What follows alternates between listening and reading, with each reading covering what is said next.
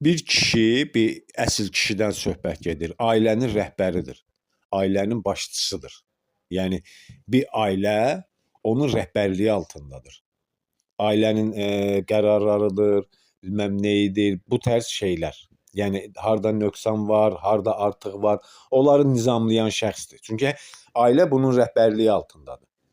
Ona görə də qardaş, bu rəhbər kişilərə, əsl kişilərə sözüm odur ki, hər kəsin öz ailəsinə piyada zolağından necə keçmək lazımdır, onun dərsini bir 5 dəqiqə versin. İzah eləsin ki, piyada olan qismində şəxslərə, ailəsindəkilərə.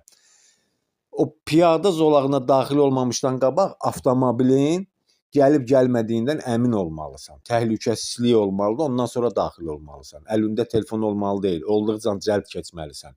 Ölmüşlərimizə söydürməli deyilsən.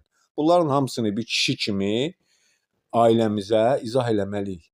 Qardaş, qoyaq ölmüşlərimiz bir rahat yatsın da, yəni.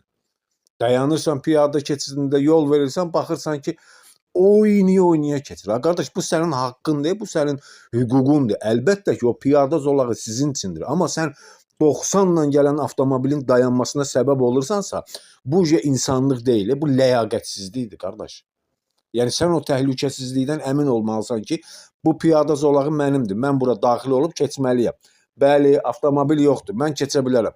Yoxsa qardaş, baxırsan ki, maşın 70 ilə 80 ilə gəlir, yanında da 3 dənə körpü, hoppanırsan yolun ortasına, o dua, telefona baxa-baxa keçirsən. Burada o gəlib dayanan sürücü səndə nə ölü qoyur, nə diri qoyur. Bunları nəzərə almaq lazımdır bir insan kimi.